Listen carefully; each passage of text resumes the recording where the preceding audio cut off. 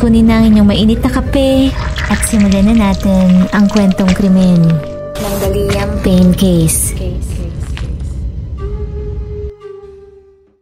¿Qué sucede en el lugar, señor? Bueno, tenemos un huésped que está sobrepasado de droga y alcohol y cuando está consciente está rompiendo toda la habitación y bueno, necesitamos que manden a alguien, por favor. Nito lamang nakaraang buwan, October 16, 2024, ginulat ang fans mula sa iba't ibang panig ng mundo sa biglaang pagkamatay ng star na si Liam Payne. Si Liam, 31 years old, isa sa dating miyembro na sikat na boy band na One Direction, ay pumanaw matapos mahulog sa 3 palapag na building. Nasa Argentina ito para umattend ng concert na isa sa dati nitong kabanda na si Niall Horan at upang i-renew ang kanyang US visa. Kasama nito noon ang kanyang girlfriend na si Kate Cassidy, ngunit nauna na itong bumalik sa US kaya naman naiwan nito si Liam. Naka-check-in ito sa Casa Sur Palermo Hotel sa Buenos Aires nang mangyari ang masaklap na trahedya. Isang malakas na kalabog ang narinig ng hotel staff na nagmula sa interior courtyard. At nang silipin, nakita nito si Liam sa lapag. Idineklarang dead at the scene si Liam sa lala ng injuries na tinamo nito. Tinatantsyang nahulog ito sa taas na 45 feet. Simula pa lamang, marami ng katanungan ng lumitaw ukol sa kamatayan nito.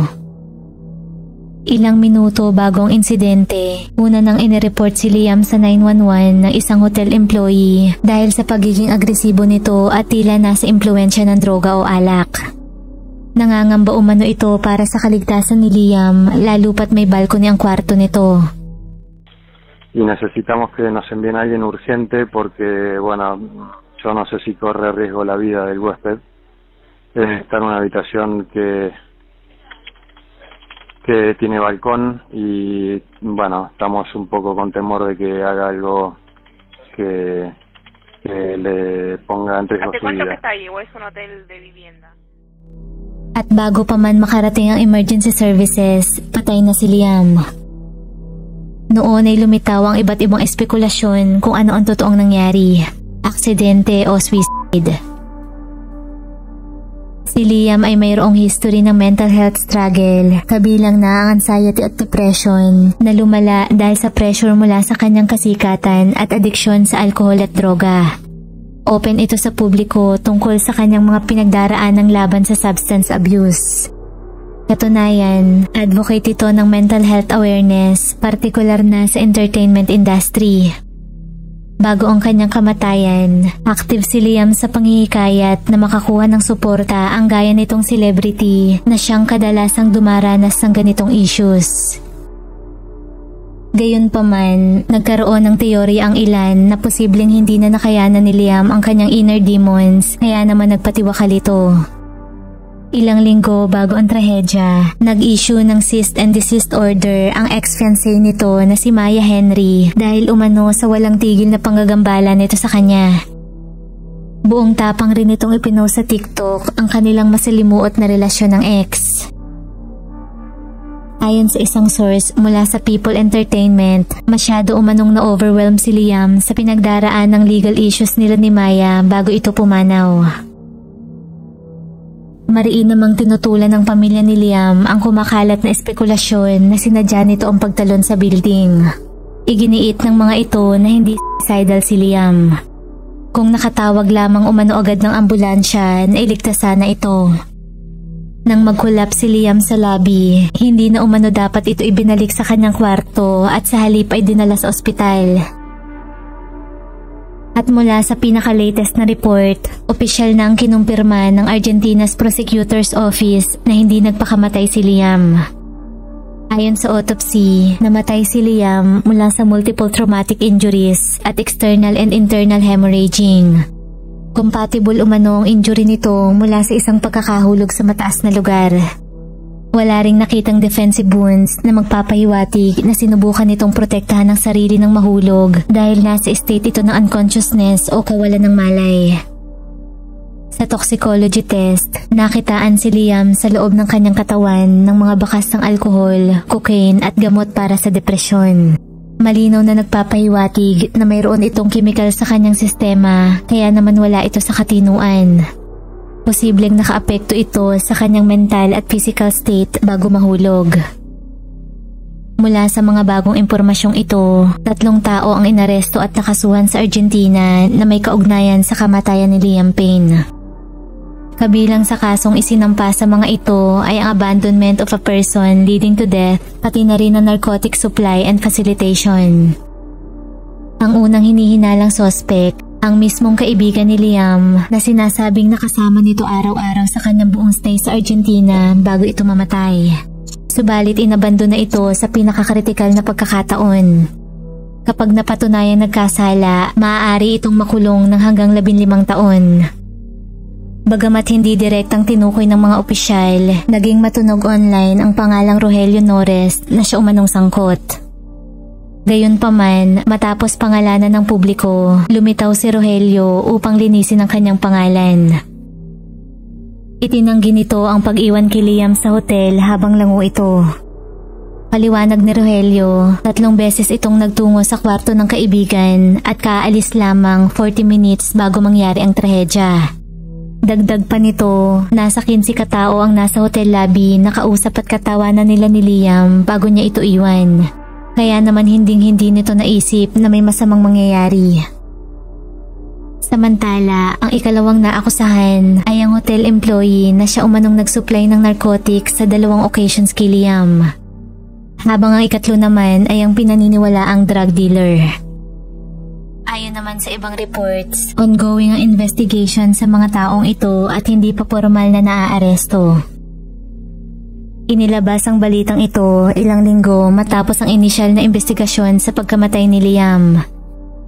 Ayon sa prosecutors, nakalap ng mga ito ang iba't ibang testimonya mula sa dosen-dosenang tao, kabilang na ang kapamilya, kaibigan, hotel staff, psychiatrist at doctors. Nagsagawa rin ng mga ito ng siyam na raid at nireview ang nasa 800 hours na security footage ng hotel, kalye at iba pang district sa Palermo. Sinearch rin ng mga ito ang cellphone at iba pang gamit ni Liam para sa kaso. Ngunit sa kabila ng mga impormasyong ito, hindi doon nagtatapos ang komplikadong istorya ng pagkamatay ni Liam.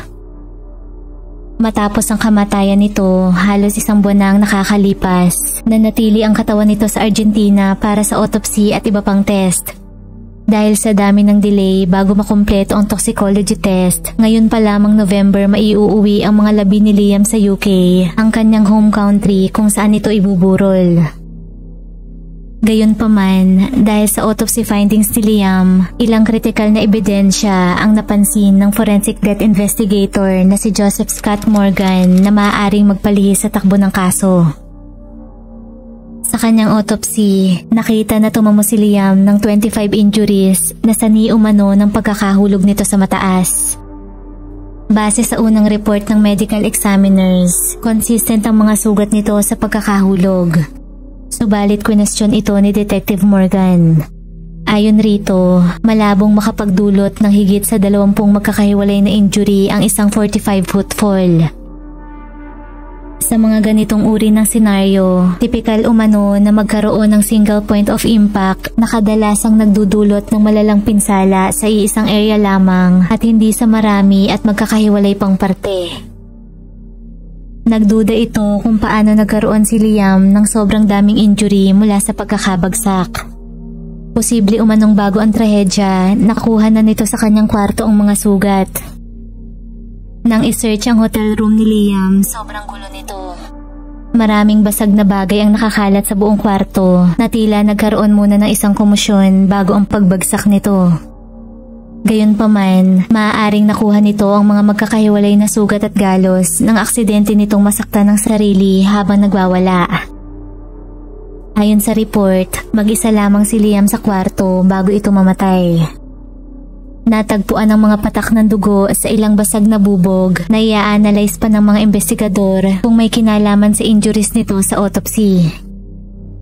Kasalukuyang sumasailalim sa test for fingerprints, DNA at drug use ang iba't ibang kahina-hinalang bagay na natagpuan sa kwarto ni Liam upang malaman kung may iba pa itong kasama sa kwarto bago ang insidente. Napag-alaman na matapos ang trahedya, agarang nasuspinde ang isang hotel staff na nagtatrabaho sa resto na posibleng may alam sa mga pangyayari. Subalit sa ngayon ay tikumpa ang bibig ng hotel company para magkomento. Samantala, bagamat lumabas sa toxicology reports ang mga bakas ng iba't ibang substance sa katawan ni Liam, hindi pa malinaw kung ano ang eksaktong dami nito. Ayon kay Detective Morgan, hanggat hindi nakukuha ang full result, mahirap alamin kung ano ang totoong naging impact nito sa katawan ni Liam. Bago lubusang maunawaan ang kaso ni Liam, kailangan umano ng malalim na investigasyon ukol sa history nito, mga nakaraang gamutan, therapy at iba pang report ng domestic incident. Mahalaga ang bawat piraso ng impormasyong ito upang mapagtagpi-tagpi ang kaganapan kung ang pagkahulog nga ba ni Liam ay accidental o may foul play. Ang 20 magkakahiwalay na injury ang nagbigay ng suspisyon kay Detective Morgan kung may nangyari bang pagtatalo sa kwarto o posibleng pagtatakip bago may i-report sa mga pulis ang insidente. Kailangan ring malaman kung paano nakarating si Liam sa balcony, gayong fully unconscious ito ng mahulog base sa autopsy. Bahagi pa lamang ito ng paunang investigasyon. Sa kasalukuyan, marami pang impormasyon at detalye ang hindi malinaw. Samahan niyo akong muli upang sundan ang susunod pang kaganapan ukol sa masaklap na trahedya sa pagkamatay ni Liam.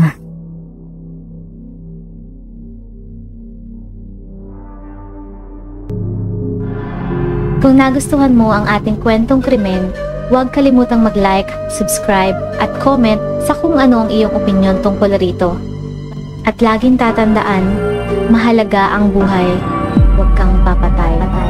Maraming salamat po sa panonood at hanggang sa muli.